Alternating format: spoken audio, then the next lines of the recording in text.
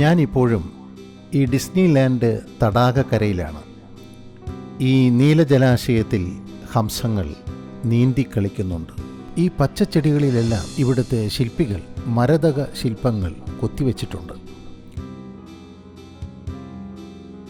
ഈ സുന്ദരനായ ചെറുപ്പക്കാരൻ ഇവിടെ കുട്ടികൾക്കുള്ള തൊപ്പികളും സ്വെറ്ററുകളും കളിപ്പാട്ടങ്ങളും വിൽക്കുകയാണ്.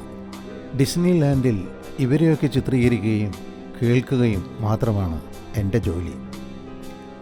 ഞാൻ എന്നെ അവന് ഇംഗ്ലീഷിൽ പരിചയപ്പെടുത്തി. ഞാൻ ഇന്ത്യയിൽ നിന്നാണ്, പേര് വില്യം എന്നൊക്കെ. എൻ്റെ പേര് കേട്ടതും അവൻ സന്തോഷവാനായി.